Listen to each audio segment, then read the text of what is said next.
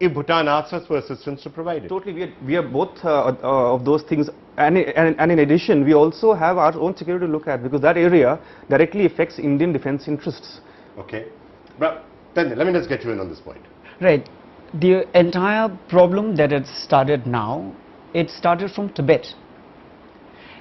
When China first invaded Tibet, Indian former Prime Minister Pandit Nehru thought that it is better for India in the long term to be friends with China.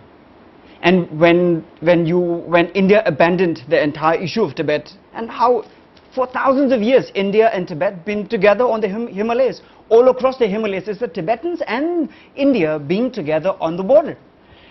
Now, because India abandoned Tibet at that time, and now India is facing all the problems from Arunachal right up to Ladakh. And problem today that we are facing at Doklam, or what in Tibetan we say Doklam, is the Dokpa's path. Dokpas are the nomads.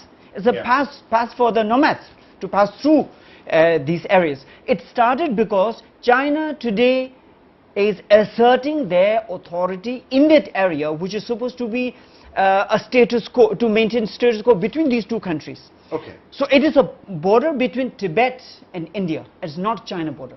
We just heard almost a bizarre statement coming from Global Times. Now look, let's be clear, as Nirupama Rao has pointed out, and I'm going to put up that statement which Global Times made, but Nirupama Rao and others have pointed out that, look, Global Times, though it's in a sense linked to the Chinese government and to People's Daily, it's a bit of a tabloid. It sometimes takes a more aggressive position. It's not necessarily Chinese state position, a bit like some of our TV channels, I guess, that parallel is there.